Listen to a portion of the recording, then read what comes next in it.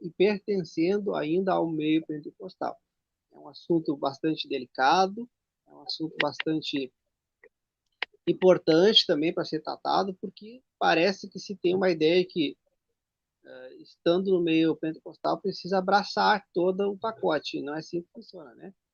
Nós temos a liberdade de discordar de alguns pontos, e sobre isso nós vamos tratar agora, né? Sobre a sua mudança de posição. Sabemos que dentro das correntes interpretativas escatológicas, aí nós temos a predominância aí do dispensacionalismo futurista, né? Que é a corrente a qual as Assembleias de Deus assim defende, mas também temos entre os professores e pastores pentecostais aqueles que estão mudando de posição. Temos aí o pastor Rafael, tantos outros professores, pastor e professor César Cavalcante, Paulo Henrique, entre outros acadêmicos aí que estão mudando de posição. E com essas mudanças de posição, obviamente, são rechaçados muitas vezes, enfrentam oposições. E eu gostaria que o senhor comentasse, então, um pouquinho aí para nós a respeito aí de como o senhor passou a entender, então, a questão da visão pré-tribulacionista. Em que momento da sua vida houve essa virada aí de entendimento por parte do senhor? Bom, eu sou de origem católica, né?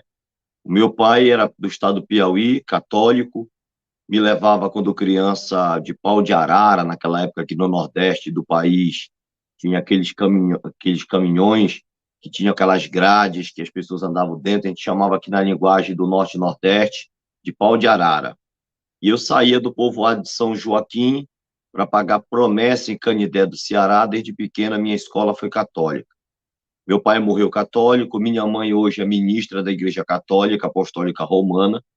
A gente sabe que existe uma estrutura, né, eclesiástica do Papa, o magistério da Igreja, os cardeais, os bispos, os padres, os diáconos e os ministros. E a minha mãe foi consagrada a ministra católica. Então, desde 10 anos eu venho tendo contato com a Bíblia. Minha mãe começou a me estimular. Minha mãe era professora, né? Está aposentada do Estado, trabalhou com mais de 40 anos de ensino no Estado. Eu tenho escola educacional dentro da minha casa. E a minha mãe começou a me estimular a ler a Bíblia, né? Para ser um católico autêntico, eu tinha que ler a Bíblia. Eu comecei a ler a Bíblia quando eu completei a minha primeira comunhão, com 12 anos. Eu já tinha 2 anos de leitura da Bíblia. E aí eu fiz todo o meu processo de catequese, sofri uma crise de identidade. Minha mãe tentou enviar um diácono da Igreja Católica para me tentar me resgatar, mas eu nasci dentro de uma estrutura onde foi me imposto aquilo. E quando eu comecei a ter acesso à leitura da escritura como uma mera criança de 10 anos, 12 anos, como um pensador livre, hoje eu tenho 41 anos de idade, né? Naquela época eu tinha 10 anos, 12 anos. E quando eu comecei a ler, eu comecei a questionar, comecei a pensar, comecei a olhar a estrutura eclesiástica da igreja, os ensinos da igreja, as ministrações com a igreja, com aquilo que estava me sendo ensinado no evangelho. E aí, eu já muito jovem, eu comecei a ter um espírito crítico, né? Um espírito reflexivo. E aí, a minha mãe ficou desesperada, porque para minha família ser crente era um negócio complicado, né? Quer dizer, era mais fácil a minha mãe aceitar uma irmã que ela tinha, que era macumbeira, do que ela aceitar um crente dentro da casa dela. Então, era assim essa minha escola, né? Tem pessoas que herdaram essas questões místicas, né? Da cultura indígena, né? Minha bisavó era índia pura, era chamada de Anaguará. Então, era mais fácil a minha família aceitar essas questões místicas do lado da macumba do que aceitar um crente, beleza. E aí, com 16 anos, eu confessei Cristo como Salvador, lá por volta do ano, em 98. Em 98, eu confessei Cristo como Salvador. E aí, eu tinha 16 anos, e aí eu comecei a me debruçar no processo profundo de pesquisa, de leitura, e desde 18 anos a gente vem estudando, né, A questão, só para você ter uma ideia, nesse mesmo período, eu ainda guardei aqui, ó, 1998, olha aqui o que tinha aqui, ó, escatologia, escatologia. E aí eu me converti na Assembleia de Deus, né? Aqui o comentarista, professor Ilianai Cabral, né? Nessa época que eu estava com 16 anos, foi o período que eu confessei Cristo, comentarista Ilianai Cabral e consultor teológico, professor Antônio Gilberto. Então, o que você tem que entender, Jardel, é o seguinte: se você se converte numa presbiteriana, e vai ser imposto o calvinismo. Ninguém vai ensinar para você o arminianismo dentro de uma igreja presbiteriana. Se você vai para uma Assembleia de Deus, você vai ter que ser imposto o pré-tribulacionismo. Eu, como católico, me foi imposto que Maria intercedia por Cristo, com Cristo diante dos santos, que Maria foi assunta ao céu. Me foi imposto certas coisas. Então, quando a gente muda, né, hoje com 40 anos de idade, ninguém faz mais minha cabeça, a não ser o próprio Cristo, né, que tem, como disse Paulo em 1 Coríntios 2, né, nós temos que ter a mente de Cristo, e ele que tem que fazer a minha cabeça, através do estudo sério da sua palavra. Eu fui estudando.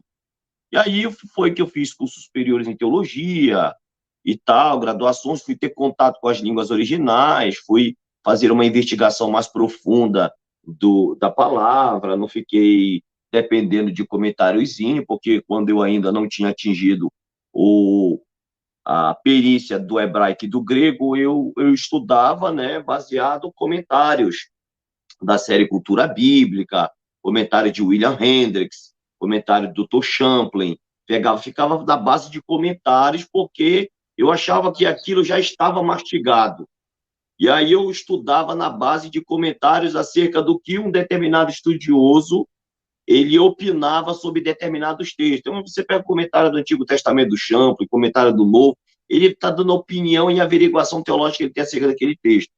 Mas quando você tem acesso às línguas originais, é como se as escamas dos seus olhos se abrissem. E ali não tem negócio de Deus me revelou, porque já está tudo revelado no texto. Então, todo esse discurso pentecostal, ele é lançado por terra, né? Porque não tem novas revelações, tudo já está revelado. Então, você analisa do ponto de vista da gramática, da estrutura morfológica de cada termo, a questão da morfologia sintática, a introdução da análise do discurso, uma construção sintática. Então, você começa a estudar todos os textos escatológicos do Taná hebraico e todos os textos escatológicos do Novo Testamento grego. E aí, a gente, desde 10 anos, eu venho lendo a Bíblia em português. Teve uma hora que eu disse, não, eu tenho que ter o acesso ao texto original em que a Bíblia foi produzida. Então, obviamente, debaixo de pesquisa, eu acabei não só criando, mas adquirindo um modelo de pós-tribulacionismo, fundamentado no pré-milenismo histórico, né, porque tem um pré-milenismo histórico da patrística, é uma forma de pré-milenismo dos pais da igreja, e também lá se encontra o modelo de pós-tribulacionismo. Depois tem um pré-milenismo dispensacionalista, e aí vai embora, né, até chegar aí por volta do século XVIII, século XIX, a criação do pré-tribulacionismo. Então, foi através de pesquisa, não foi eu assistindo vídeo de internet, não foi ouvindo vídeo do pastor César Cavalcante, nem do PH, nem de ninguém que me influenciou. Eu lendo a Bíblia, obviamente, tendo contatos com algumas obras que mexeram comigo, como a própria obra de George Led, li todo o livro de pós-tribulação, A Esperança, né? A Bem-aventurada Esperança de George Led, eu li aquele livro, mexeu muito comigo. Então, aí eu passei, peraí, tem alguma coisa de verdade nesse negócio, eu vou estudar com calma. Aí eu passei exaustivamente a analisar todos os textos escatológicos que deram base para os textos escatológicos do Antigo Testamento, que deu base para os textos escatológicos do Novo Testamento. E aí, meu amigo, a gente, para te ver, Jadel, que o negócio está tão sério comigo nessa área, que agora no mês de maio estou indo para São Paulo, estou saindo aqui de Bragança do Pará para São Paulo, e eu estou indo para a casa do meu irmão em São Paulo, e estou debatendo com o pastor Elias Soares de Moraes, no programa Vejam Só, da RIT TV, tá? que é um dos maiores programas de debate teológico da televisão brasileira, e eu vou estar não só debatendo com o pastor Elias Soares, eu defendendo o pós-tribulacionismo e ele o pré, como também eu vou debater sobre a imortalidade da alma, eu defendendo a imortalidade da alma contra o sono da alma do pastor Ezequiel Gomes, que é adventista, ele é mestrado em teologia, então eu vou debater com 2 teólogos em São Paulo. Agora, no mês de maio, né, a produção já está se organizando exatamente a data que vai dar para a gente fazer a gravação do debate do pastor Elias e do pastor Ezequiel, e estou indo para São Paulo para debater, para você ver a proporção que tomou minha pesquisa, minha investigação. Eu não me detive somente nas plataformas do YouTube, mas, de fato, a gente amadureceu muito o tempo de pesquisa, e é isso, amigo, foi debaixo de pesquisa, tá entendendo? Não foi é, precisamente uma pessoa, foi estudando mesmo, investigando mesmo. Ouvindo o senhor falando aí, a gente sabe que dentro do movimento pentecostal há bastante a influência de pregadores, né? Leão Falcão, Gilmar Santos, Abílio Santana, todo esse pessoal aí que acabam, né, exercendo uma influência sobre o povo, né? E eu, quando me converti também, eu tive, como o senhor muito bem aí colocou, né? A gente tem essa imposição por parte do movimento, né? Mas eu louvo a Deus que lá no meu início de caminhada teve um irmão que foi um mentor na minha caminhada de fé. Ele disse para mim, Jardel, estude a palavra, se debruce em cima da palavra, porque quando tu tiver a oportunidade de pregar, as pessoas vão chegar na igreja sedentas e elas não querem só ouvir glória a Deus e aleluia. Elas vão em busca de conteúdo e você precisa estar preparado para responder. E aquilo ali, então, aquele irmão usado por Deus, então serviu aí, né, de um mentor, serviu de um incentivo para buscar o estudo das escrituras, né? E ouvindo então aí o senhor falar, até hoje, durante o dia eu estava conversando com um irmão pentecostal, até deixo meu abraço para ele, irmão Carlos Marlon, que é de Rio de Janeiro, se não me falo de memória, e ele disse que é irrelevante esse debate aí, né? E eu acho que o irmão Carlos e muitos irmãos desconhecem, né, a cultura aonde os autores bíblicos estavam inseridos, o próprio Cristo, né? Cristo, ele conviveu diante dessas questões aí de investigações, de promover debates, só que debates no sentido de pesquisas, né? Sérias em torno da palavra de Deus. Então, quando o camarada diz que essas questões são irrelevantes, as pessoas estão ignorando. O próprio Paulo, né? Lucas escreveu em Atos 17:11, né? Que os bereanos, ouvindo a mensagem de Paulo, eles foram conferir nas escrituras se de fato, né, era a verdade, foram examinar. O senhor, como conhecedor de grego, sabe que ali a expressão para examinar diz respeito a uma investigação minuciosa, né, algo com, com critérios, com ferramentas para trazer à tona um conhecimento, a verdade, para ver se de fato era assim, né?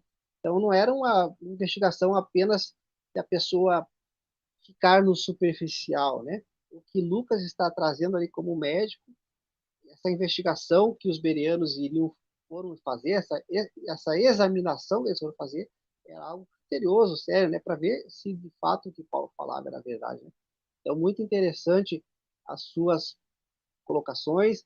Eu vejo que já tem alguns irmãos chegando aí na live, já já vai ter a oportunidade, então, dos irmãos fazerem perguntas, já deixando claro para os irmãos, podem fazer as vossas perguntas, deixando aí no chat, que eu vou estar pescando, e faça com respeito, com educação, as vossas perguntas, quando assim for fazer, tá certo? Pastor, a gente sabe, então, aí, né, da estruturação que há no sistema pré-tribulacionista, dispensacionalista, e o senhor falaste aí muito bem, né, que esse método surgiu recentemente, nos meados do século XIX, então isso é histórico. Para todo estudante sério das escrituras, quando for se deparar com esse assunto e buscar na história, vai entender que este assunto é um assunto que surgiu recentemente, essa questão aí do dispensacionalismo, do pré-tribulacionismo. Se nós buscarmos as fontes mais antigas, contemporâneas aos apóstolos, as fontes elas são unânimes em apoiar a visão pós e não pré. E por aí, então, começa as questões que o senhor muito bem mencionou aí, né? O senhor foi fazer uma investigação a partir, então, do Tanar, né? Que é o Antigo Testamento. A gente sabe que essa questão das profecias apocalípticas já advém de muitos anos, muitos séculos, né? Muito antes de Cristo já advém essa visão escatológica, as profecias apocalípticas. E a gente vai chegar, então, no ponto principal, que é em Daniel, né? Daniel ali, temos ali o esqueleto, né? O esboço principal que alimentam em todas as correntes interpretativas escatológicas. Consequentemente, a visão dispensacionalista também, né? Inclusive, essa semana teve um debate na Rádio Musical FM, inclusive, escutando o senhor falar de debate, que Deus abençoe, então, aí a sua vida, esse debate que vai haver com o pastor Elias, o pastor Ezequiel. Conheço o pastor Ezequiel pessoalmente, um evento que teve em Porto Alegre, tive a oportunidade de conhecê-lo pessoalmente, e que seja uma benção, então, esse debate para o cruzamento das informações. E nessa semana teve, então, 3 dias na Rádio Musical, o pastor César Cavalcante, debatendo com o pastor Juliano Fraga, o pastor Joaquim de Andrade, e hoje o pastor Jaime Erso, né, que são pré-tribulacionistas, e o pastor César defendendo o pós. Segundo o pastor Jaime Erso, ele colocou hoje que o pré é o que melhor interpreta as profecias no que diz respeito à vinda a vinda de Cristo, né, o arrebatamento da igreja. O que o senhor tem a dizer sobre essa questão aí? De fato, o pré-tribulacionista é que melhor interpreta as visões a respeito da volta de Jesus, arrebatamento. À luz de Daniel, como nós entender essas questões?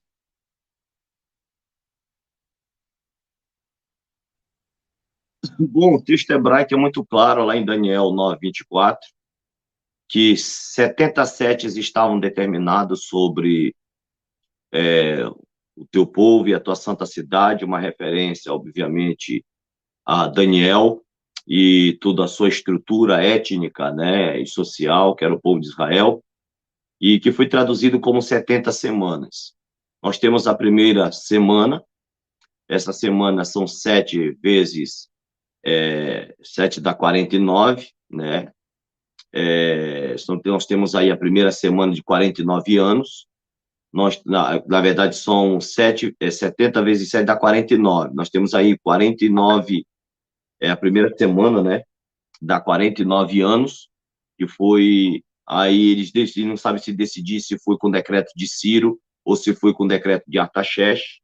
Depois entra a 62ª semana, que são 7 vezes 62 semanas, que dá 434 anos. 434 anos com 49 da primeira semana dá 483 anos. E aí nós já temos aí o que é chamado de 69ª semana.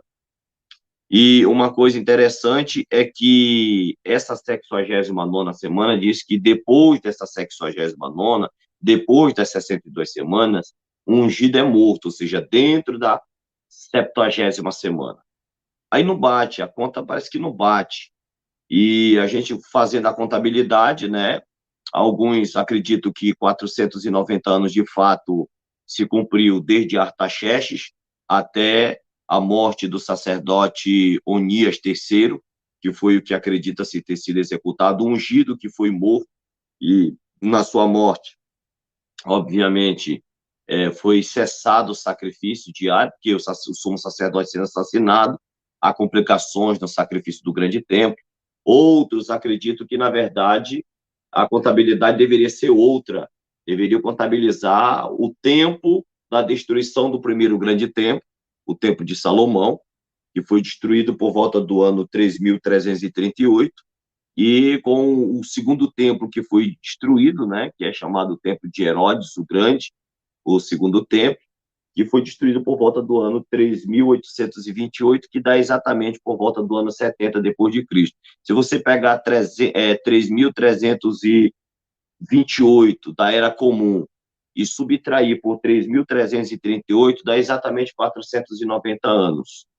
E aí nós temos já praticamente as 70 semanas de Daniel cumpridas de forma concreta e cabal. O maior problema é que essa conta nunca fecha. Ora, se já se cumpriu, então, do que foi feito a última semana? De que se trata a última semana? Aquele que vai fazer aliança com muitos, é Cristo ou o anticristo? Aquele que vai fazer cessar a oferta de sacrifício na metade da semana, vai impor a abominação desoladora. Quem é? Aí, estudiosos como o Dr. Champlin, eles dizem que esse pulo temporal da última semana é uma semana que já tem mais de 2.000 anos, né, que não se cumpriu. Dr. Champlin chama isso de tentativa artificial de fazer com que as 69 semanas se cumpriram literalmente. Porque uma coisa que a gente tem que entender é o seguinte: toda profecia, ela nunca, por mais espiritual que seja, ela vai ter que se cumprir concreta, literal e cabalmente. Nenhuma profecia se cumpre espiritualmente. E qual é o problema das 70 semanas de Daniel? É que nós temos aí 69 semanas que se cumpriram literalmente na história. Mas na hora de cumprir a última semana, para completar os 490 anos, a 70ª, ela não se cumpre literalmente, ela vai se cumprir espiritualmente. Então, nós temos aí um hiato. E essas 70 semanas, elas, na verdade, não fecham para ninguém. Não fecha para o pós, não fecha para o pré. E é uma questão muito, muito complicada. Por quê? Porque quem é aquele que está lá em Daniel 9, 27? De quem se trata, né? Vou até pegar uma Bíblia que eu tenho aqui, né? A Bíblia aqui de estudo teológico aqui, só para a gente ler aqui. Daniel 9, 27. De que se trata? Aí são questionamentos como esse que leva... Eu não estou aqui para afirmar nada, eu estou aqui só para levar os nossos internautas que estão participando aqui do canal a refletirem como eu passei a vida toda refletindo. Aqui eu só estou mostrando para vocês algumas incongruências, algumas nuances das 70 semanas, para vocês verem que as questões escatológicas não é tão fácil. Aí chega pessoas que são incautas e indoutos no assunto e dizem: olha, a Bíblia não se debate, a Bíblia não se discute, temas escatológicos não tem como debater. Você sabia, meu caro internauta, que tudo na sociedade existe debate? Você sabia que os presidentes da República, quando eles vão para uma rede de emissora nacional, né, e mundial também, porque uma rede de emissora Globo está aí presente em mais de 150 países do mundo aí, dois presidenciáveis vão debater para mostrar para a sociedade qual é o melhor plano de governo. E um vai tentar desarticular o outro e provar superioridade contra o outro, não só no argumento, mas como no plano de governo. Então, a gente já tem aí debates. Agora, é engraçado, para debater política, pode. Aí, quando uma pessoa comete um crime, quando ela comete um crime e ela vai para diante de um tribunal de júri, ela tem um juiz, ela tem um promotor de acusação que não tem prova, porque se tivesse prova, o réu não estaria nem julgado, já estaria condenado, mas as evidências que o promotor de acusação tem pode criminalizar o réu e colocar ele atrás das grades, mas aí vai ter um debate, porque entra o advogado de defesa e vai usar argumentos os quais possam inocentar o réu. Então, nós temos aqui, que eu estou apresentando para vocês, debate jurídico, nós temos debate político, e quem foi que disse que não pode haver debate teológico? Quem foi que inventou esse negócio? A sociedade é regida por debate, a sociedade é regida por pessoas que têm uma mente, um pensamento reflexivo, crítico. Eu acabei de dizer, eu me converti da Igreja Católica para a fé do Evangelho, por causa do contato com a Escritura que me levou a pensar. Então, eu me converti do pré-tribulacionismo para o pós, porque eu fui estudar, eu fui refletir. E é esse tipo de reflexão, de pensamento, que eu quero trazer para você nesse momento, tá entendendo? Quero trazer para você nessa hora. Na verdade, pastor, esse tipo de discurso, como as pessoas dizem, né, que é irrelevante, esse debate, nada mais, nada menos que Por exemplo, Jardel, por exemplo, manter as tem pessoas na alguma ignorância. relevância, por exemplo, só não quero interromper, já interrompendo, tem alguma relevância para a salvação os assuntos escatológicos? Se alguém disser que não tem relevância para a salvação os assuntos escatológicos, essa pessoa precisa urgente entrar no seminário e estudar, fazer um curso sério de teologia. Por quê? Porque Jesus nos livrou da culpa do pecado na consciência. Jesus nos livrou, não, nos salvou da culpa do pecado. O homem, ele é salvo em 3 esferas. Ele é salvo da culpa do pecado na consciência. Ele é salvo do efeito do pecado na carne. Por isso que não existe negócio do cara dizer, estou na igreja, mas a minha carne gritou, e aí eu não consegui, eu acabei pecando, adulterando e fazendo besteira, e a minha carne não gritou. Não, Senhor. A Bíblia diz que nós somos salvos do efeito do pecado na carne, para se cumprir o que está lá em, se não me engano, é Romanos 7 ou 8, que diz assim, o pecado não terá mais domínio sobre o vosso corpo mortal, porque não está mais debaixo da lei, debaixo da graça. Agora, olha a salvação final, última e definitiva. Uma salvação que só pode ser exposta de forma escatológica. Veja bem, nós seremos salvos da natureza do pecado. O corpo terá que ser transformado em glória. E aonde é que está essa salvação? Nos eventos escatológicos futuros. Então, se o camarada disser que a escatologia ela não tem relevância para a salvação definitiva do homem, infelizmente, amigo, essas pessoas estão... É complicado, é complicado. Não vou nem usar termos aqui para não ofender ninguém, mas é complicado. A gente pode ir um pouquinho mais longe, né, pastor? Porque muitos judeus morreram sem reconhecer a messianidade de Cristo, né? Então, é algo muito interessante, né? Esses Sim. judeus que morreram E sem a reconhecer volta Cristo. gloriosa de Cristo tem um fundamento poderoso, segundo Romanos 9, 10 e 11, que fala que Israel no final será salvo. Então existe uma salvação para o povo judeu na vinda escatológica do Messias em glória. Quer dizer, então tem salvação para todo mundo com a volta de Cristo. Dizer que assuntos escatológicos não têm efeito de salvação, tanto para o povo judeu como para a igreja, só está de brincadeira. É complicado. O senhor iria ler o texto ali em Daniel, por gentileza? Pode trazer o texto novamente, que o senhor pegaste o texto, mas Assim, daí assim, eu ia ler e aí acabei. Eu ia ler Daniel 9, os 27. irmãos que estão acompanhando aí, pode deixar as vossas perguntas aí. Abraço aos irmãos que estão chegando aí. Por exemplo, Daniel 9, 27 diz assim: ele firmará aliança com muitos por uma semana, essa última semana. E na metade da semana fará cessar o sacrifício e a oferta de manjares. Sobre a ala das abominações virá o assolador. Beleza. E isso é até a consumação. E o que está determinado será derramado sobre o assolador. Beleza. Esse pronome ele aqui, ele é um pronome, ele é o pronome da terceira pessoa do singular. De quem se trata? Se trata do ungido que foi morto após as 62 semanas, no versículo 6 anterior, porque, inclusive, nós não temos nenhum pronome demonstrativo no hebraico, e no texto grego da Septuaginta ficaria melhor, porque se nós tivéssemos o pronome demonstrativo, se for equeinos, ou se for kultos, ou qualquer tipo, nós perceberíamos pelo pronome no grego se faz alusão ao correspondente mais próximo ou ao correspondente mais distante. A daria até para fazer uma exegese. O problema é que só está o pronome ele mesmo implícito, né? No verbo. Então, quem é ele?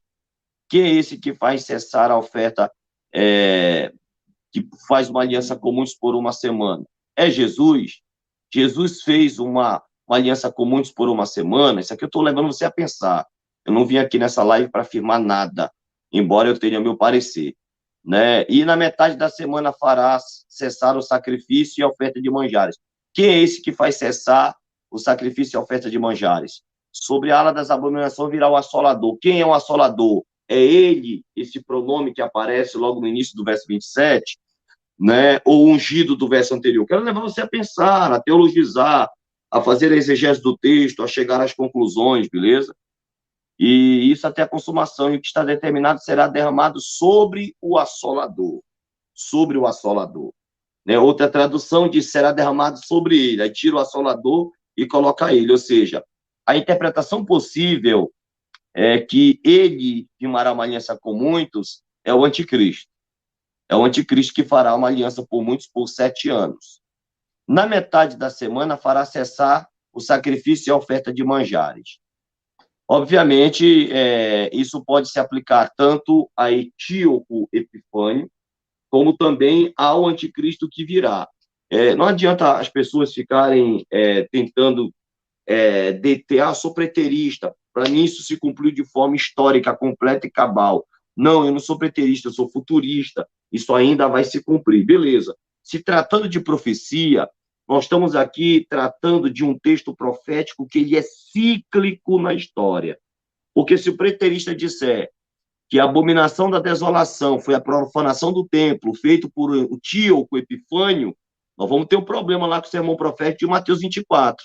E Jesus disse, quando virdes no futuro a abominação da desolação de que falou o profeta Daniel, que deve estar no lugar, quem lê entenda. Quer dizer, ao mesmo tempo que se cumpre uma profanação do templo, no tempo de Antíoco Epifânio, o giro cíclico na história voltará a se cumprir de novo no futuro. Então, Cristo está seguindo se o tratando de curso texto linear da profético, tem que ter história, né? cuidado. Cristo está seguindo o Sim, curso linear da história, né? sim. Cíclico, né?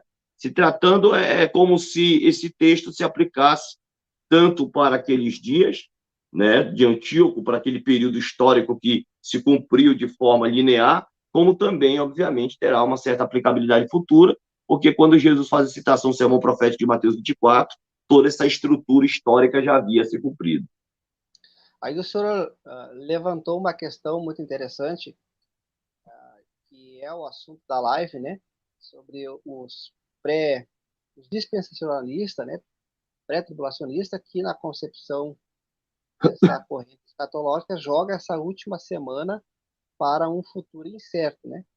E, inclusive, foi a pergunta no debate de ontem feita pelo pastor César Cavalcante, que, ao meu ponto de vista, foi cirúrgica a pergunta, né?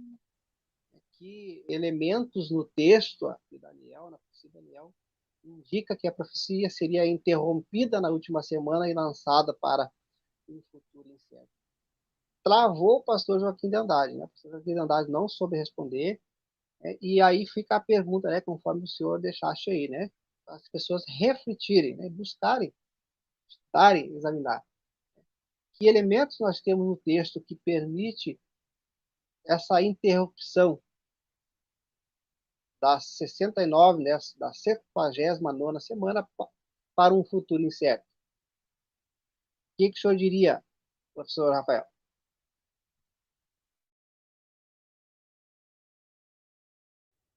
Bom, como foi a sua pergunta?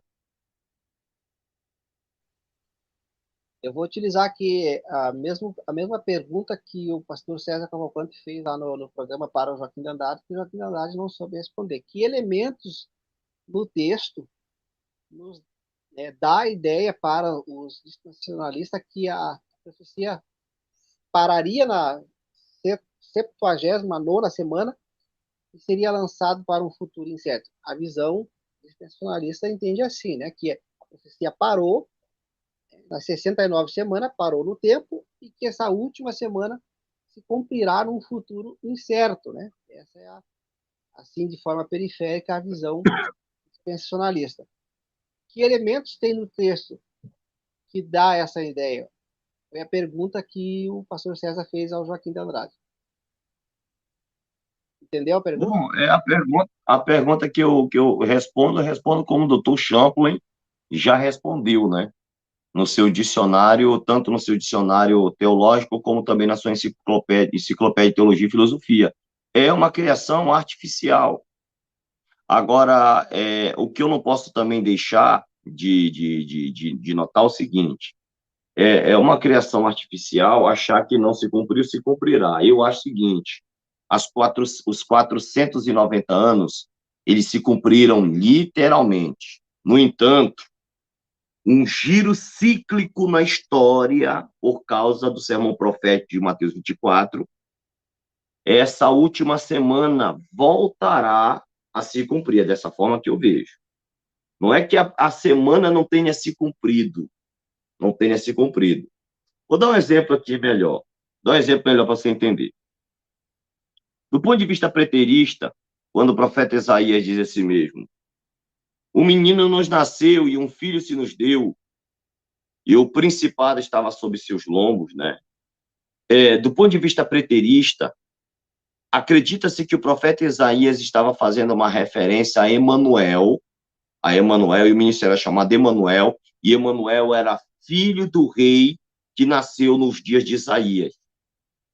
Tanto é que aparece o rapaz com o nome Emanuel depois, num capítulo posterior. Ou seja, Isaías falou que o sinal seria que nasceria o menino e qual receberia o nome de Emanuel. Beleza. Se cumpriu nos dias de Isaías, se cumpriu. Mas deixou de se cumprir nos dias de Cristo? Não deixou. Se cumpriu nos dias de Cristo, que o menino seria chamado de Emanuel. Agora eu pergunto, Jesus foi chamado de Emanuel? Jesus foi chamado de Jesus. Não foi chamado de Emanuel. Emanuel é o título que se dá pelo fato de Cristo ter sido considerado Deus encarnado, de ter sido chamado Deus conosco. E aí foi aplicado de forma alegórica sobre Cristo, olha aí, foi interpretado de forma alegórica sobre Cristo, um termo que foi aplicado de forma literal para o filho de um rei. Então, a gente tem muito isso. É uma linguagem cíclica na história, que se cumpre, literalmente, mas ela volta a se cumprir no giro de 360 graus. Eu acredito nisso. Agora, por exemplo, os 490 anos se cumpriram? Sim. Mas Jesus disse que a abominação da desolação se cumpriria no futuro, quando virdes, né, a abominação da desolação. Uma coisa interessante é que o Apocalipse não registra os 7 anos da última semana, viu, Jadel? Se você ler o Apocalipse completo, você não vai ver o Apocalipse registrar os 7 anos da última semana, mas somente os 3 anos e meio do período tribulacional. 1.260 dias, né? A gente percebe lá que houve inúmeras linguagens que descreve esses 3 anos e meio, quer dizer, esse período escatológico final, ele vai surgir novamente. Então, como é que eu respondo? Eu respondo dessa forma, né? Que tantas profecias se cumpriram literalmente num dado momento histórico, mas grande parte dela terá aplicabilidade futura, né? Para estar quando, por exemplo, uma coisa interessante, que Jesus não criou esse termo abominação da desolação, ele tirou de um texto do Antigo Testamento, tirou do texto de Daniel, correto? Correto? Então, se o Jesus, o conceito que ele tinha, o conceito, olha o que 39b diz, 40 anos antes da destruição do santuário, o lote não surgiu na mão direita e o fio do carmesim nunca ficou branco e a luz mais ocidental nunca brilhou e as portas do... Aí ficou incompleto. Beleza? O pátio se abriram sozinho. Beleza. Agora 39b, não entendi. Eu acredito que deve ser algum documento judaico que ele está trazendo aí, né? Beleza. Então, o que acontece? Acontece o seguinte, Jesus não criou uma escatologia nova. Jesus estava trazendo a escatologia de Daniel no seu sermão profético. O conceito que Jesus tinha de arrebatamento de Mateus 24, do 29 ao 31, não era novo. Ele estava tirando de toda a escritura, da lei e dos profetas, eu posso provar que Jesus, aquele conceito. E outra coisa, que eu vou provar mais ainda, lá no meu debate, isso aqui claro, que eu vou deixar aqui algumas pinceladas, mas o Paulo vai cantar lá no debate com Elias Soares, porque ele na verdade, ele acha o seguinte, a palavra harpaxômeta, de harpazo, é um termo que Paulo criou é um vocabulário paulino, propriamente paulino, e é a única expressão que designa um evento escatológico futuro, que é o arrebatamento. Será que Paulo criou essa expressão arrebatamento? Paulo tirou isso da cabeça? Ou Paulo, na verdade, buscou na origem judaica o conceito de arrebatamento? A maior prova que eu estou falando nisso, você que é acadêmico, estudioso, agora, não quero que nenhum internauta me considere que eu estou depreciando ninguém, longe de mim, pessoal, viu? Tenho carinho por todo mundo. Eu sei que cada um teve a oportunidade de estudar, outros não, uns aprenderam mais, outros menos. Uns têm acesso a fontes acadêmicas, outros não. Então, mas eu vou me reportar a alguém que possa ter acesso a documentos que eu vou citar agora. Pegue o texto hebraico do Novo Testamento, produzido em 1624, que é a Brit Hadashah hebraica, do judeu alemão Delitzsch. Pegue lá, em 1624, o judeu alemão Delitzsch produziu um texto hebraico do Novo Testamento, a verdadeira Brit Hadashah. A verdadeira Brit Hadashah é essa daí, não é aquela em português traduzido por David Agarstein, tá? Não é essa daí não em português, essa daí é feijão com arroz. Eu estou falando da Brit Hadashah original hebraica. Quando você pegar lá 1 Tessalonicenses 4,17, na Brit Hadashah hebraica, sabe qual é a palavra que o judeu alemão de Lich deu para harpagesômeta de harpatsu? Ele colocou lacar.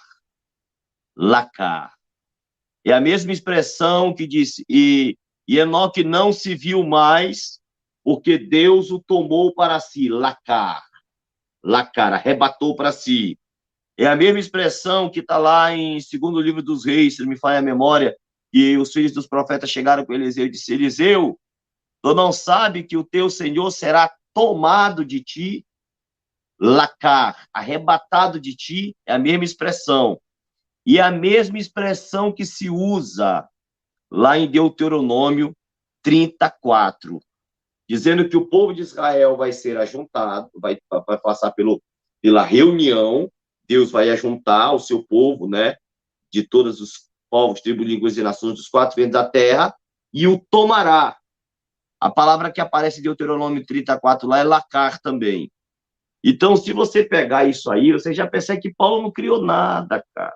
E outra, aí disseram assim, a palavra harpazo, de 1 Tessalonicenses 4,17, é a única expressão escatológica, é a única parte da Bíblia que esse termo é usado para dar designação escatológica. Isso também não é verdade. Tem muita coisa que a cultura popular evangélica, e diga-se de passagem, para ser mais preciso, essa tradição escatológica pré-tribulacionista, dispensacionalista, vai ficar assustado quando eu soltar as pérolas no Vejam Só.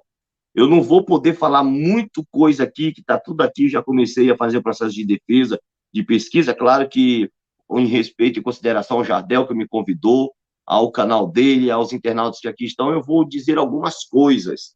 Mas tem coisa, irmão, que está aqui, ó, na ponta da língua para me soltar, e essa bomba eu vou soltar num cara que é considerado hoje o maior pré-tribulacionista do país, que é o pastor Elias Soares de Moraes, né? Além de ter aí outros, né, expoentes, mas ele é o mais velho de todos eles, e aí eu vou soltar lá, o negócio vai ficar da pesada, beleza?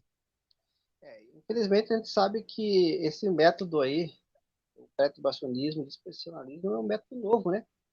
Quem é estudante sério, acadêmico, precisa entender isso. É um método que surgiu no meados do século XIX, como o senhor muito bem falou aí, né? As fontes antigas, quando o senhor fala de hebraico, é só para a questão assim de trazer elucidação aos mais leigos, né? Nós não temos nenhum original hebraico, nós temos cópias, né? Tanto do hebraico como do grego, mas nós temos textos que nos trazem evidências, que os textos que nós temos hoje, falando de hebraico e grego, são confiáveis, né? Então, isso é muito importante. Quando nós vamos fazer uma exegese, nós vamos buscar essas fontes antigas, né? Contemporâneas aos autores ou anteriores, né? Quando nós vamos se falar de escatologia, aí o pastor falou muito bem aí, da questão de Tessalonicense, Harpazo, é algo que eu tenho deixado aos meus irmãos pré-tribulacionistas também. A estrutura ali de 1 Tessalonicenses 4 é fantástico como o Espírito de Deus inspirou Paulo, né, a escrever que a vinda, né, do Mashiach aconteceria, né? Ou seja, a estrutura do texto ali mostra, né, a vinda, aí o texto ali em grego é parousia, e em seguida harpazo. Ou seja, e eu, inclusive, eu deixo para os pesquisadores aí trazerem, mostrarem algum texto onde parousia diz respeito a algo invisível. Não vão encontrar. Não vão encontrar. Inclusive, Olha só uma coisa interessante no texto que você está falando. E primeira Tessalonicenses, isso aí a gente vai levar o pessoal aqui a refletir. Reflita aí vocês, pessoal. Porque eu sou um pós-tribulacionista convicto, tá? Eu não... eu vou tentar convencer o professor Rafael para ver se ele volta a ser pré. É complicado, beleza? Deixa eu dizer aqui uma coisa. 1 Tessalonicenses 4:15. Só pensa aí, diz assim o seguinte, 4:15. Dizemos-vos isso pela palavra do Senhor, que nós, os que ficarmos vivos para a vinda, a palavra vinda no português, no grego é parousia. Espera aí, nós temos pessoas que vão ficar vivas para a parousia. Agora pula para o 17 para ver se você encontra as mesmas pessoas que ficaram vivas para a parousia, estarão vivas para o arrebatamento. Vamos ver o 17? Depois nós, os que ficarmos vivos, seremos arrebatados. Aqui o contexto mata qualquer tipo de desassociação entre arrebatamento e parousia. Os que ficarem vivos para a parousia serão os mesmos que ficarão vivos para serem arrebatados. Não tem desassociação aqui, sabe? Eu fico pensando, meu Deus, como é que a galera não consegue, dentro do mesmo, não adianta pegar o versículo 17, isolar o 15 e dizer, não, o 15 está falando da parousia e 17 dá, não, pelo amor de Deus, aí não dá. Eu não sei, na verdade, eu não sei nem que tipo de... Olha, vou só mostrar aqui uma coisa para vocês aqui. Quando vocês forem estudar hermenêutica, a ciência de interpretação de texto bíblico, eu vou dar algumas sugestões de leitura de hermenêutica para vocês, tá? Algumas que eu tenho aqui em casa. Você pega aqui, ó, Tempo e História da Hermenêutica Bíblica de Carlos Mestre, produzido pela editora Loyola da Igreja Católica. Isso aqui é acadêmico da pesada, tá? E aqui está dizendo o seguinte, ó. Está dizendo que é da Faculdade Jesuíta de Teologia e Filosofia, beleza? Você pega essa daqui. Primeira indicação para saber interpretar um texto bíblico. Segundo, mas aí essa aqui está um pouco complexa, então pega essa aqui um pouquinho, do doutor Antônio Renato Gusso, que produziu uma gramática de hebraico e grego, tá? Ele está dando aqui, olha aqui, doutor Antônio Renato Gusso, aqui é Como Entender a Bíblia do Ponto de Vista Hermenêutico, interpretação de texto. Aí, de repente, você tem aqui, pode pegar o que é chamado aqui, ó, Hermenêutica Avançada, tá? Aqui, ó, deixa eu colocar aqui, ó, de Henry Wickler, beleza? Hermenêutica Avançada. Aí você vem aqui, pega aqui a hermenêutica de Gordon Fee, tá? Gordon Fee aqui, ó. Entendes o que leis? Entendes o que leis? Aqui é só para interpretar o texto bíblico. Aí você depois pega essa aqui, ó, tá? Convite à interpretação bíblica. A tríade hermenêutica, história, literatura e teologia. Só para estudar a hermenêutica, tá? Aí, no final, para terminar de polar no cachorro morto, você pega esse daqui, ó. A Espiral da Hermenêutica de Craig Osborne, tá? Olha aqui, editora Vida Nova, Craig Osborne, beleza? Olha, só que eu tenho aqui, só de hermenêutica. Só que eu estudei para me aprender a interpretar um texto bíblico. Foi só isso aqui. E se tiver outras mais tops, eu estarei comprando. Não é só eu estudar o hebraico, não é só eu estudar o grego, não é só pegar palavrazinhas isoladas, tá? Porque essas palavrazinhas isoladas, meus amados internautas, elas são definidas pelos léxicos, tá? Olha aqui um léxico, tem até um léxico de grego aqui, isso, ó. Indico esse aqui. Indico esse também, tem, aqui está tratando do hebraico, mas também tem do grego. Olha aqui, ó. Isso. Tem um material assim que é uma linguagem muito acessível a todos, que é o Tesouros Ocultos de Joseph Schulam, muito boa. Ele traz, inclusive, algumas abordagens muito interessantes de como o que os discípulos, como os judeus, no período de Cristo, faziam exegese e pesquisa. Esse material é fantástico. Inclusive, o próprio Cristo utilizou de muitos métodos que eram utilizados naquele período para fazer interpretações. A questão de responder uma pergunta com outra pergunta é que Cristo sempre fazia aos doutores da lei, aos fariseus. São questões que estavam inseridas dentro da cultura ali naquele período. Então, o pastor trouxe algo muito interessante ali a respeito da estrutura de 1 Tessalonicenses. É a pergunta que eu deixo para os meus amigos, pastores, professores, pré-tribulacionistas e dispensacionalistas. Aí eles dizem que esses textos é respondido com outros textos. Aí fica o desafio, né? Quais textos que trazem essa suposta ideia da vinda de Cristo em duas faces? Não tem para onde fugir. O texto muito utilizado por eles para falar de arrebatamento secreto é o Tessalonicenses. Mas como o pastor muito bem falou, está claro a estrutura ali. Não tem essa subdivisão. A parousia, vinda visível de Cristo, em seguida o arrebatamento, a junção do povo com Cristo nos ares. Essa questão não está dividida, é um evento só. Se nós não abrir os olhos para isso, meus irmãos, é muita cegueira, é muita apego, muitas das vezes, ao dogmatismo, ao isso que nós temos que ter o maior cuidado, né? Vamos ver aqui, algum irmão comentou. Quero deixar aqui alguns abraços, os irmãos que estão participando da live. Já já nós vamos estar encerrando aqui para não ficar tão maçante. Irmão Rafael, irmão José Danila, irmã Janice, Antônio Rafael. Antônio Rafael também comentou aqui. Quero deixar um abraço especial também para o meu irmão Gilson Amara da Silva. Irmão Gilson, um abração, irmão Gilson, que prometeu estaria assistindo. Estou aguardando o irmão Samuel. Irmão Samuel Almeida aqui. Ele quer fazer uma pergunta, pastor Rafael. Cara. Cadê a pergunta, irmão Samuel? Manda aí. O pastor Rafael vai responder ao vivo. Daniel 9:21, pastor. Vamos ver aqui. Daniel 9:21, pastor Rafael. Qual é esse sacrifício da tarde? Muito bom. Antônio Rafael aí, pastor. Beleza. Na verdade, havia os sacrifícios, né? Os sacrifícios, eles tinham horários específicos para serem feitos, né? E esse sacrifício da tarde aí, ele também ele tem que fazer uma aplicação, porque a hora que Jesus praticamente expirou na cruz foi às 3 horas da tarde.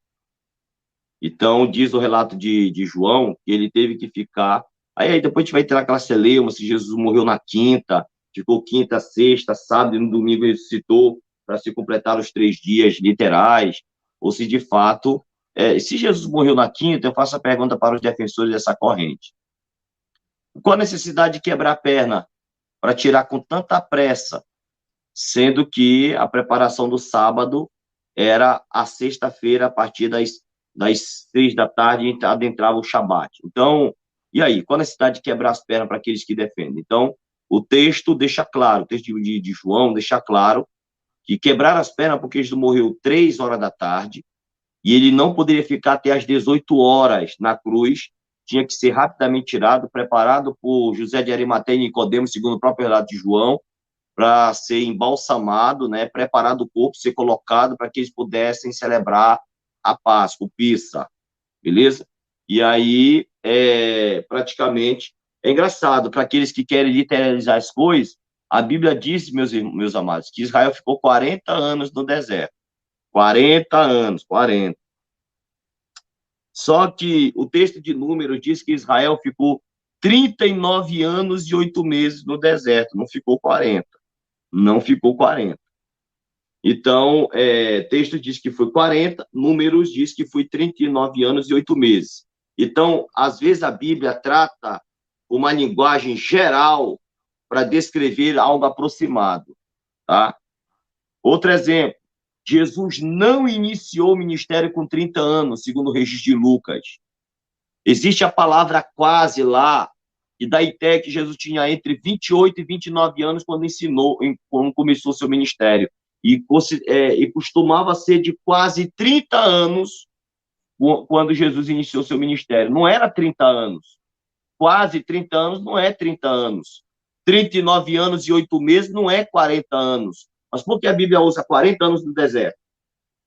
Por que a Bíblia usa a expressão 30, praticamente quase 30, logo arredondado, mas eu tenho um quase antes? Quer dizer, por que Jesus não pode ter morrido na sexta, o primeiro dia, 3 da tarde, na hora nona? Por que ele não ficou no sábado e ressuscitou no primeiro dia da semana, praticamente ali, completando os 3 dias? Então, é complicado. A questão do sacrifício da parte da tarde é que muitos vão dizer, e aí, esse sacrifício que foi feito durante a tarde, realmente tem alguma conexão com o sacrifício de Cristo, que foi feito também durante o período da tarde? Ou esse sacrifício, na verdade, é o sacrifício tal? Mas, ainda que você me pergunte isso, eu devolvo a pergunta. Qual aplicabilidade escatológica tem se o sacrifício é de manhã ou de tarde? Eu pergunto para a mesma pessoa que me respondeu. Beleza, bora trazer o conhecimento, mais do que ter informações a título de informação, qual a aplicabilidade dessa informação? Qual a aplicabilidade desse conhecimento? Se o sacrifício foi durante o período da manhã, qual a aplicabilidade escatológica para o sacrifício matinal? Se o sacrifício foi o sacrifício da tarde, beleza, ponto. Qual a aplicabilidade escatológica do sacrifício da tarde? Essa é a questão prática do conhecimento. Não adianta a gente querer só achar pelo em ovo, sem poder quebrar o ovo e fazer o omelete. E a prática é comer o ovinho frito ou cozido. Eu acredito que essa pergunta que o irmão Antônio Rafael fez aí, acho que está correlacionada aí com as 2.300 tardes de manhã, né? Porque, segundo, se eu não estiver errado, né? Eu falei tardes e manhãs, né? Diz respeito a segundo uma interpretação beleza. De que as tardes e manhãs, beleza. A um dia, alguns entendem como dias literal, outros entendem como representação de anos, né? Então temos essas questões aí também, né? Sim. Mas enfim, nós estamos já com 1h11 aí. Os irmãos ficaram acanhados. Você pergunta hoje, pastor? O irmão Rafael Estou aqui aqui. para responder, né?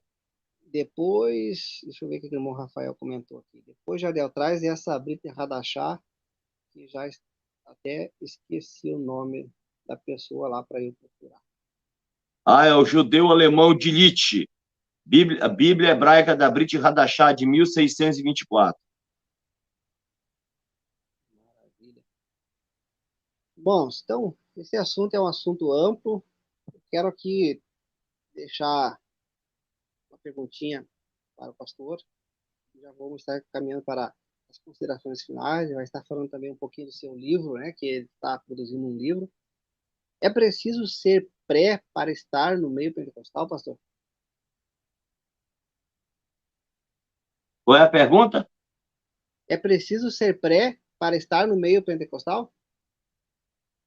Olha, se você for pós, você pode ensinar no seminário, mas pregar nas tribunas, não. Por exemplo, é mais fácil ouvir os Napoleão Falcãos da vida pregar sobre o pré, né? Pode ver que ele é convidado nos congressos só para falar sobre a vinda de Cristo, o arrebatamento secreto, a toda aquela vinda de... É um sistema, né, pastor, muito forte por detrás disso, né? Deixa eu dizer uma coisa para vocês. Eu me tornei feliz ou infelizmente, eu não sei, isso é só vocês que vão dizer. Para mim, eu acho que foi felizmente. Para muitos vai ser infelizmente. Eu deixei de fazer há muito tempo pregadores minha referência. Por quê? Porque desde que eu ouvi o Adão Cego pregar no Congresso de Missões da Assembleia de Deus em Bragança, há muitos anos atrás, sobre Ezequiel 28, na época eu já estava na fiação com o estudo da palavra sério. E aí ele disse que aquelas pedras que cobriam topázio, carbúnculo, esmeralda, eram 9. Aí já começa a pregação assim, irmãos, eu vou entregar hoje uma revelação da parte de Deus, que eu recebi, mas se eu estiver errado, lá na frente os irmãos me perdoem porque eu posso me corrigir. Ora, que palhaçada é essa? Que revelação é essa que está errada? Como é que Deus me dá uma revelação errada? Eu já chego na tribuna e digo que eu estou com uma revelação, e depois diz, irmão, se a revelação estiver errada, lá na frente eu me corrijo. O cara chega com molecagem em cima do altar, eu fiquei lá com a orelha em pé com o cara.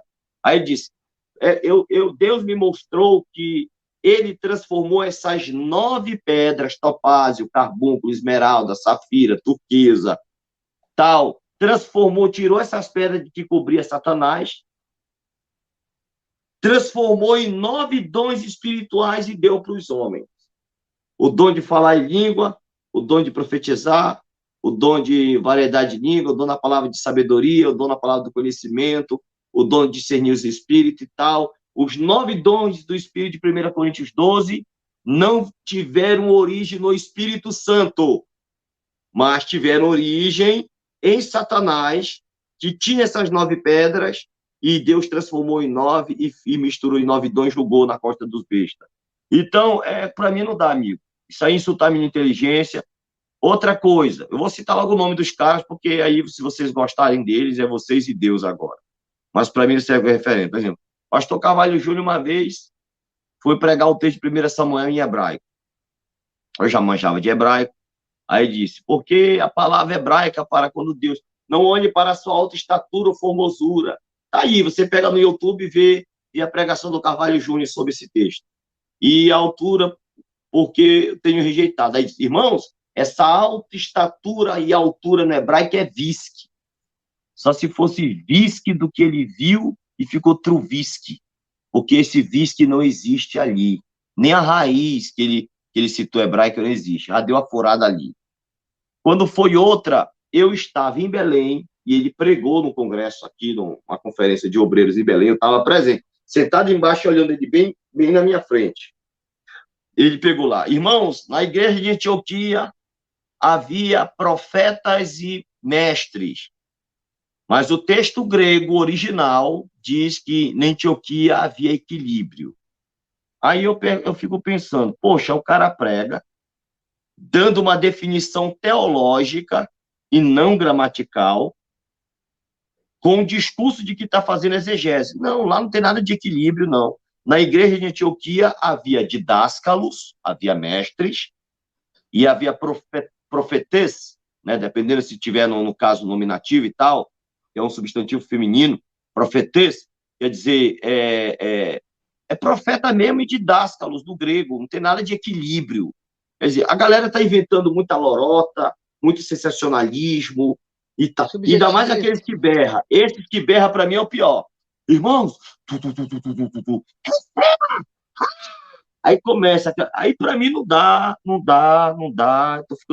Eu tô ficando velho, não consigo escutar qualquer coisa, e não dá. A gente vai ficando mais velho, a percepção. Eu era um menino de 10, 12 anos, diácono da Igreja Católica, veio me terminar de me catequizar, para não me perder para a fé católica, para me sair da fé reformada, que eu não tinha confessado Cristo. Só fui confessar com 16 anos, mas eu estava com uma crise de identidade. E aí eu comecei a olhar a estrutura reformada da fé e digo, rapaz, os evangélicos podem não serem perfeitos, mas do ponto de vista bíblico, eles estão bem mais próximos da verdade do que a estrutura da Igreja Católica. E aí eu era um menino de 12, 14 anos, e o cara não conseguiu me convencer. Quando eu tinha 12, 14, eu estou com 41, essa galerada do reteté. E eu sou pentecostal, tá, pessoal? Deixa eu logo chamar claro para vocês. Eu sou batizado com o Espírito Santo. Eu não somente falo em línguas, como já interpretei línguas espirituais, pela graça de Deus. Eu não forcei nada. Deus é onipotente, não precisa da minha ajuda para nada. Eu já orei por cancerosos em estados terminais, por aidéticos em estados terminais, por pessoas em cadeira de roda na Assembleia de Deus do Moju. 2 pessoas Deus levantou na cadeira de roda na minha frente com oração com imposição de mãos. Eu já vi, experimentei o sobrenatural no meu ministério. Eu sou pentecostal até os ossos, mas eu também recebi do Senhor o dom de discernir os espíritos para saber a origem por trás daquilo que está sendo feito e a origem por trás daquilo que está sendo dito. Se a origem tem procedência no espírito do homem, no espírito de demônios ou no espírito de Deus. Eu discerno os espíritos, né? Então, não é qualquer... Eu já botei mão, pastor Jardel, na cabeça de gente falando língua estranha. Blá, blá, blá, falando de estranha. Deus disse, não estou aí. Pode repreender, a pessoa fica possessa de demônio na hora. Então, não venha com falsa língua estranha para cima de mim, não venha com falsa visão, falsa profecia, não venha com falso movimento pentecostal. Eu sou pentecostal, mas sou um pentecostal clássico, muito equilibrado, sei quando é Deus e sei também quando não é. Tá? Logo no começo da minha fé, como eu disse, eu orava muito em vigília, campanha, monte, gostei muito de buscar, né? É complicado. E hoje, o que está aí... O interessante é que nós falamos de algo que nós crescemos nesse meio, né? Também crescemos nesse vivemos.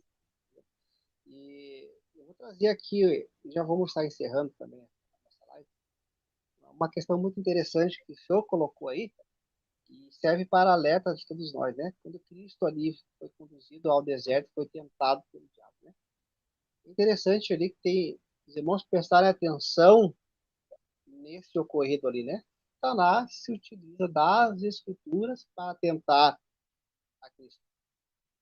Ele se utiliza das escrituras. Então, Cristo mostra-nos também, nesse relato, a forma de se utilizar as escrituras com sabedoria, com discernimento, conforme disse o pastor aí, né? E eu creio que haverá um reavivamento na igreja de Cristo. Eu falo igreja de Cristo, não estou falando de placa denominacional, estou falando da igreja em geral. Eu creio que haverá um reavivamento. Porém, eu até estava conversando essa semana com o irmão Samuel sobre isso. Esse reavivamento precisa acontecer a partir da palavra. Não vai haver outra forma. Emocionalismo, subjetivismo, achismo, não. Esse reavivamento vai ser a partir da palavra. A partir do momento que nós nos voltarmos, debruçarmos em cima da palavra de Deus, aí vai haver um reavivamento a partir de dentro dos lares, dentro das igrejas, conforme tem a palavra de Deus lá nos fala, né? A chuva serôdia. Então é muito interessante, né, as colocações do pastor aí. Nós precisamos estar, né, munidos dessas ferramentas, dessas armas para discernir quando é Deus e quando não é. Se nós ignorarmos isso, nós vamos ser ludibriados, conforme a gente sabe, né, que o inimigo utiliza desses subterfúgios para enganar. E a questão, né, da live, dessa entrevista de hoje, não é aqui denegrir nenhum irmão, nenhum professor, nenhum pastor, longe disso, conforme disse o pastor Rafael.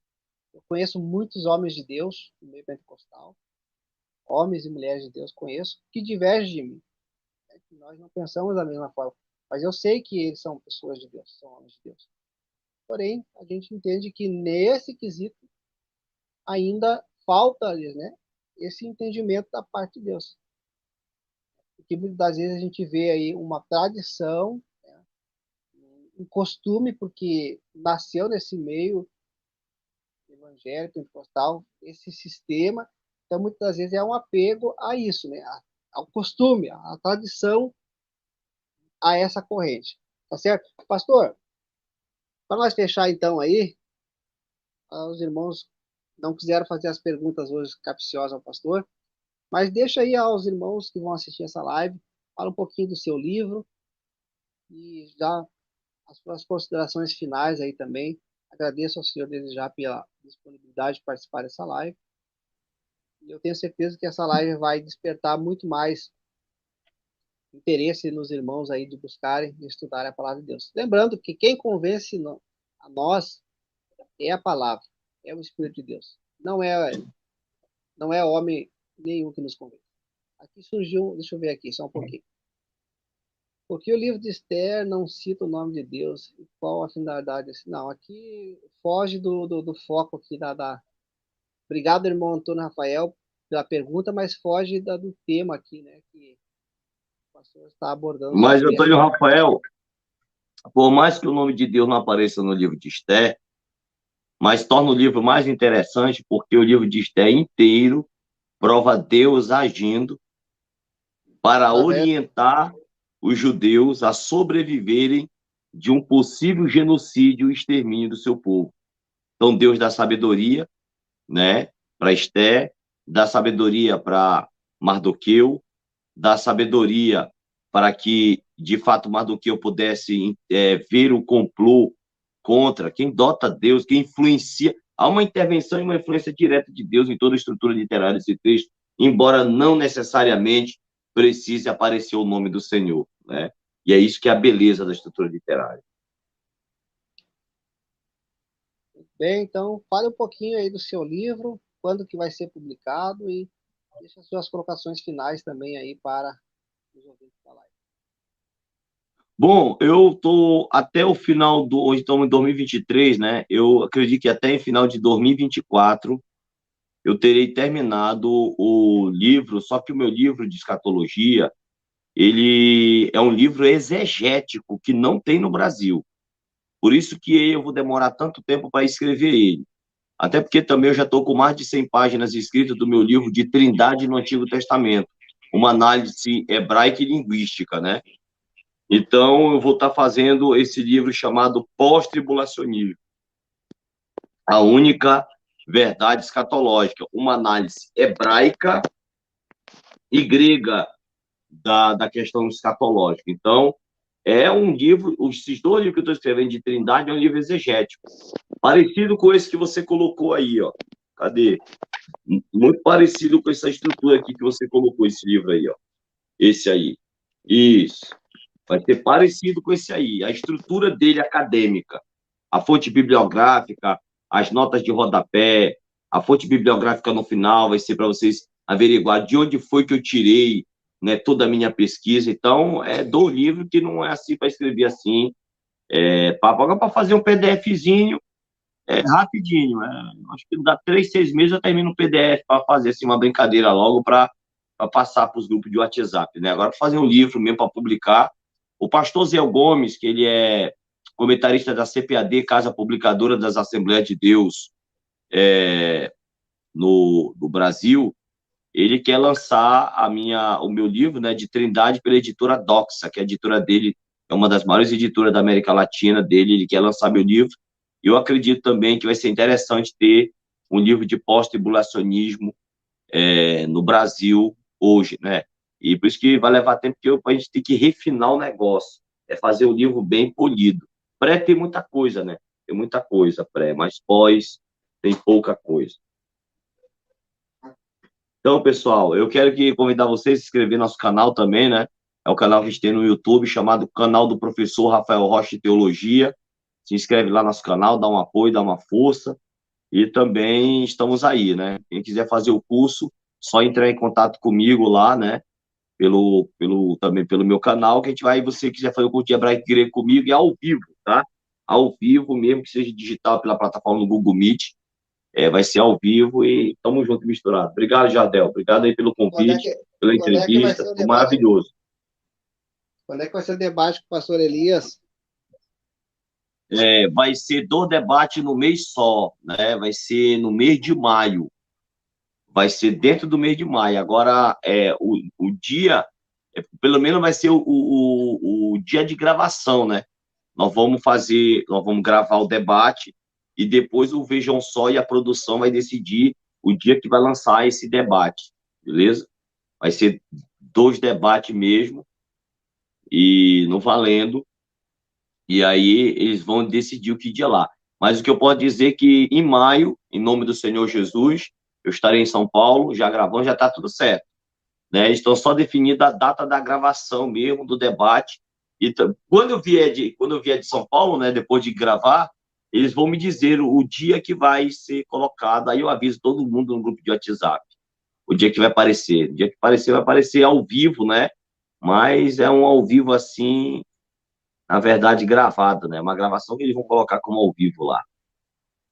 Maravilha. Obrigado, pastor Rafael, pela sua participação, pelas suas exposições. É claro que são questões sim periféricas, precisa ser avaliado com mais profundidade. Mas o senhor deixou aí, né, alguns spoilers que pode estar despertando o interesse das pessoas em pesquisar. Se quiser discordar, também fiquem à vontade, né? Façam com respeito, com educação.